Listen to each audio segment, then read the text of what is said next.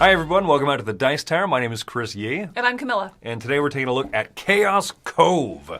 This is a worker placement game, which is not the first mechanism I was expecting with a name like Chaos Cove necessarily. I definitely expected a lot more projectiles than we got. That's on them. Yeah. So, well, I mean, anything that has a gusty gorilla like this and a powder keg monkey, I'm curious about. So let me show you how this worker placement game plays, where the chaos comes in, and then we'll go ahead and give you our thoughts. Here's Chaos Cove set up on the table. This is a worker placement game in which players are going to have distinct workers that they will have for the round, a choice of 4 of them.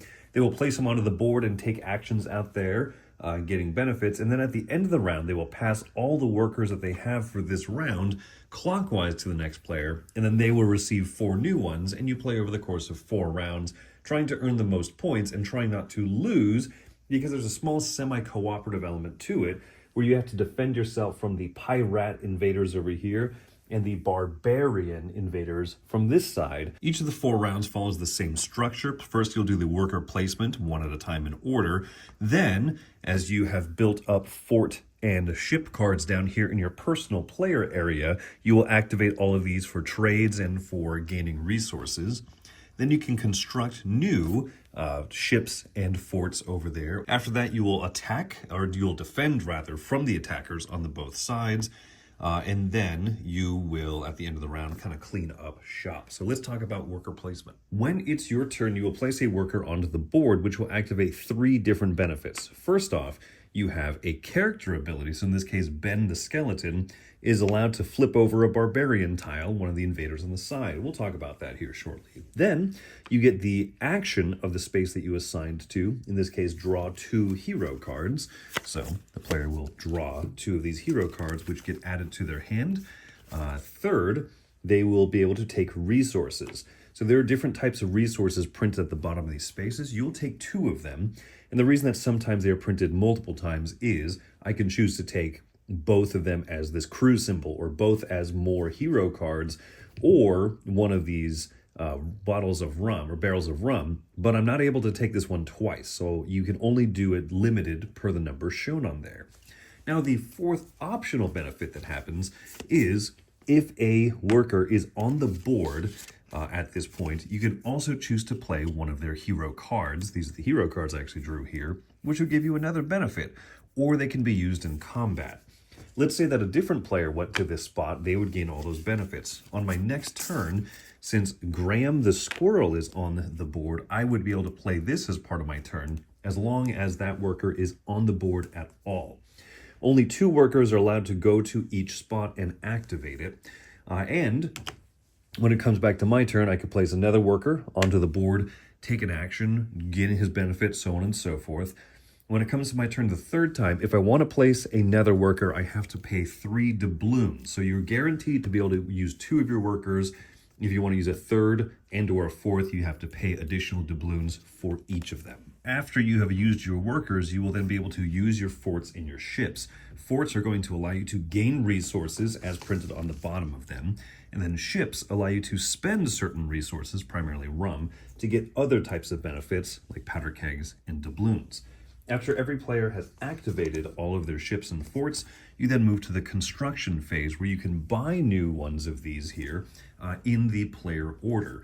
Every time you buy a fort, you'll add a fortress to one of these spots out here on the board. Every time you buy a ship, you'll add a ship over onto the left side to defend from the pirates. Combat is broken up into 2 phases. First, there's a surprise attack, and then there is the regular defense. In the surprise attack phase, if any of the barbarians or the pirates have been flipped over from different special abilities or action spaces, then in turn order, starting with the first player, anyone who has a fort or a ship in that space with a face-up barbarian or pirate can choose to sneak attack. If I, the blue player, am first, even though purple has the top spot here, meaning they have priority to combat this guy, I could use my surprise attack, and I can then dedicate enough strength of weaponry. In this case, I would have to defeat this, which costs 6 strength. Each of these swords are going to attribute 3 damage to the combat. If I needed extra, I could also use the powder monkeys here, or other special effects. I could use cards as long as the players have been, those characters have been assigned onto the board for the different strength here. And you see that there's different number between sword and anchor points for barbarian or ship combat here. The normal combat phase starts at the top here of the pirates area, where the tile will be flipped over and players here in the top with priority and then going down. Let's say white has the option to try to defeat this pirate, and then if they fail, then purple will be able to. So in this case, white can try to contribute enough damage to be able to take him out. If not, then white will lose their ship, and they will also lose one of their ship cards for failing and having that destroyed. Then it goes to purple, who can then try to defeat it. And if they do, this was successfully defended, and you go on down the line here. If all players at a spot fail to defend it, then the pirate will come down to this spot here, down at the bottom, which means that they have broken through. If 4 pirates or 4 barbarians break through, then all players will lose the game. Lastly, at the end of a round, you're going to refresh the markets, clean up a few things, and pass all of your hero tiles to the player on your left.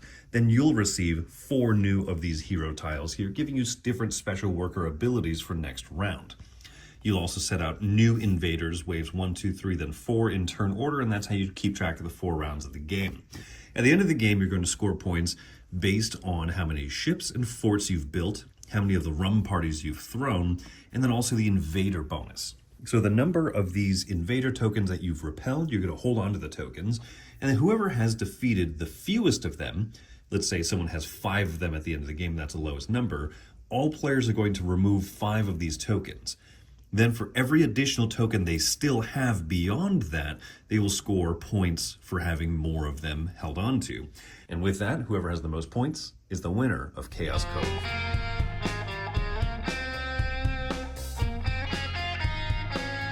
All right, so starting off, I think theme and production-wise, I do want to point out that I love the idea of this Chaos Cove. These, yes, anthropomorphic animals have been done so much, but this does feel different, right? Yeah, it's a new take on pirates, and not new, obviously. We have seen anthropomorphic pirates as well, but it's a fresh take on pirates. I like it. Feels fresh, I guess. I think it really adds to the chaos nature, is having that silly look to it as well, without being kiddie. I want to be clear about that. It's a silly looking look, not a kid looking look. Yes. I don't look at this and go, ooh, I wonder if my 5-year-old would like this. First of all, I don't have a 5-year-old, but second of all, no, it has the just silly fun.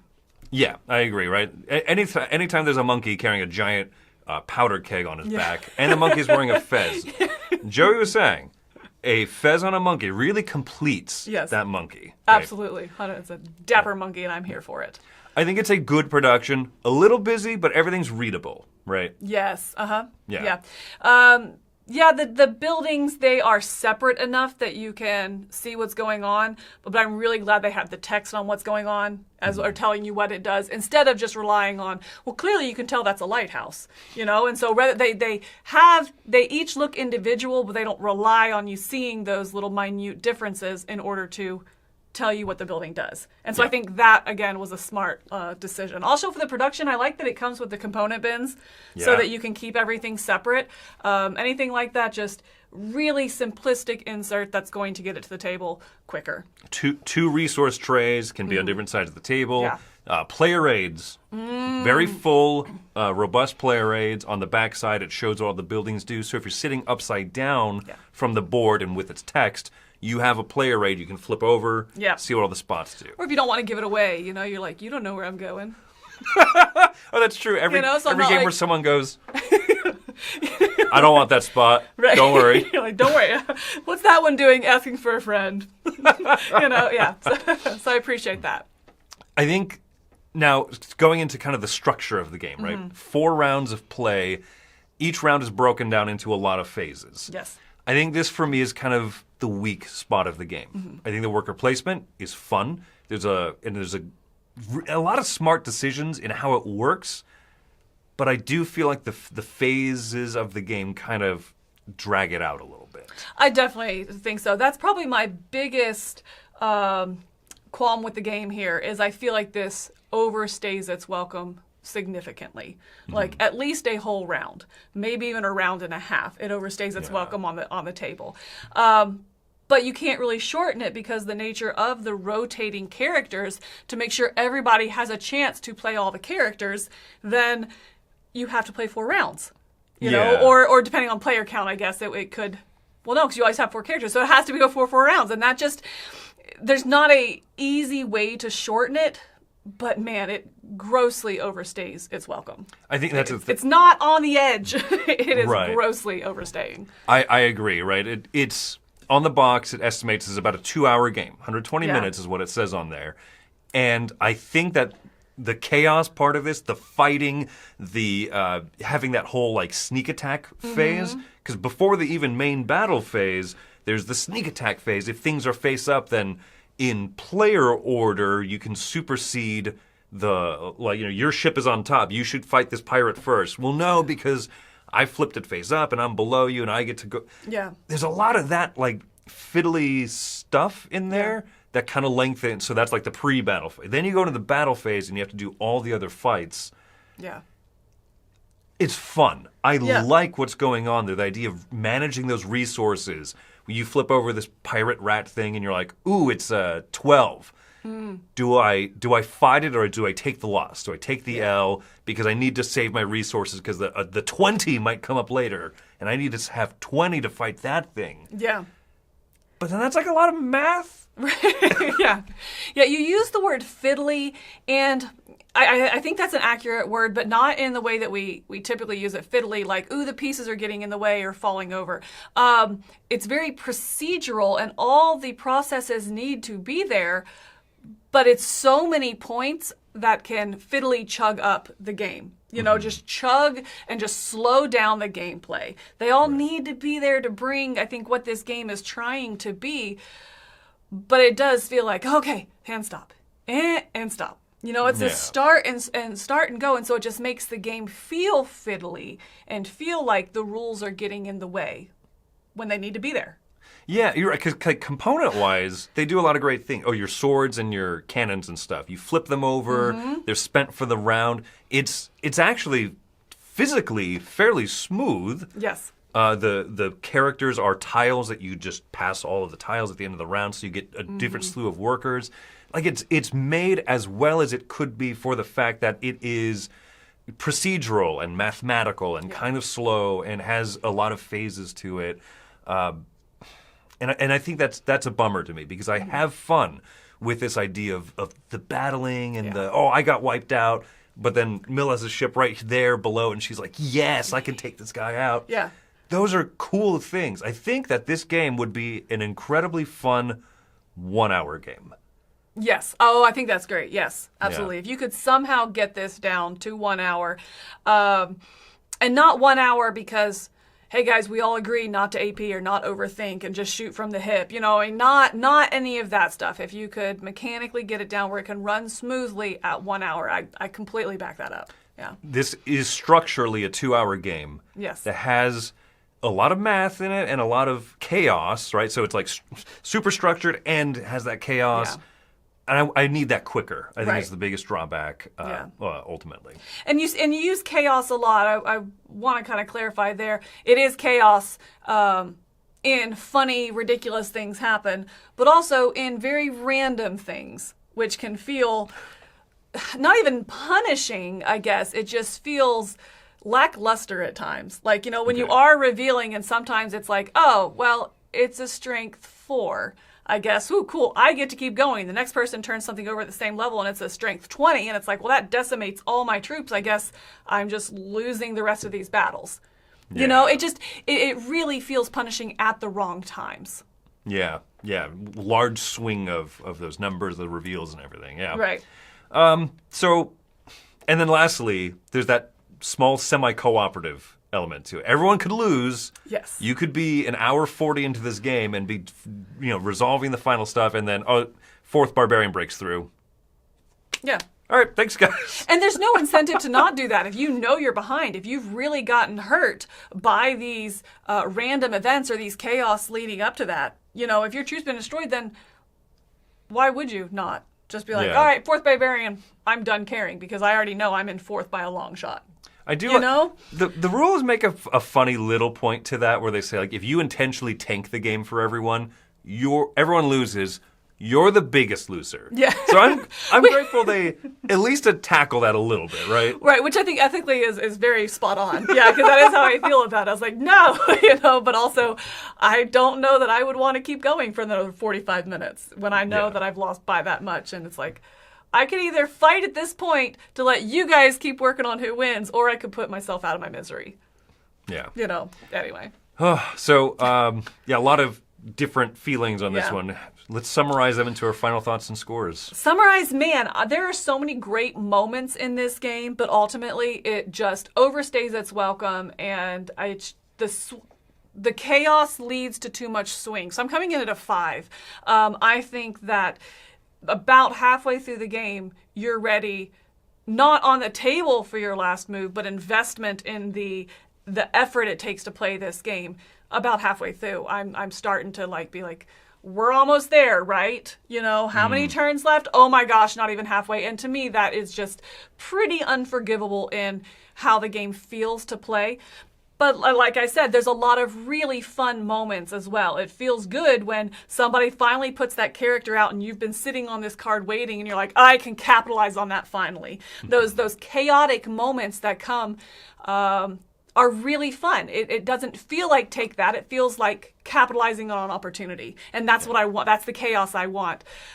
So yeah, for me, this is just, it's some high moments or some really fun moments that are ultimately just completely watered down and washed away by way too long and way too procedural of a gameplay. I'm coming in at a 6, right? I think I like this the most out of everyone at the office who's played it. I think so, yeah. And it's a little heartbreaking to say this is a 6 because structurally, my thesis is it's a 1-hour game that structurally is built into 2 hours. Mm-hmm. And I think that's a weakness for it. I like the battling. I like the different resources. I like that some of them you flip over and they'll refresh next round so you feel stronger. Yeah. Oh, there's a level 24 rat coming out in the future. Well, I'm built up for it maybe, right? And then those powder kegs, they're one-time use. So you're sitting there like, how much do I kind of hold them back? When do I spend them and stuff? But then at the end of the day, I defeated a 24 strength thing and you defeated a 6 strength thing. And they both count as one thing defeated. Right. And it wiped out all your troops and not mine. Yeah. So I get to keep going. Yay! Yeah. And I know it's called Chaos Cove, but it's not... It's too mathematical in some areas, and then that feels too swingy in different areas, right? So overall, I have fun with it. The worker placement is very satisfying. You place a worker ability, spot ability, resources, maybe a card that goes with it, right? But also that adds to that length, right? Yeah. It just structurally is always going to be kind of a longer game. So Chaos Cove, I'm giving that one a 6. So there you go. And maybe you'll enjoy this one more than us, right? Maybe the time doesn't bother you. Be curious to hear your thoughts on that as well. So comment below. Sure. Let us know. Thanks for coming out to this review from us here at the Dice Tower. My name is Chris Yee. And I'm Camilla. Have yourselves a nice chaotic time. Look at that powder monkey. He's so cute. Hey everybody, thanks for watching another video from the Dice Tower. Hey, you want to learn more about us, communicate with us? We have a Facebook group, we have a Discord channel, lots of different ways to get involved with the Dice Tower. You can find that in our Linktree link below. So just click that, it will take you and you can communicate with us on Facebook, join our Facebook groups. There's lots of cool things that you can find and become part of the Dice Tower.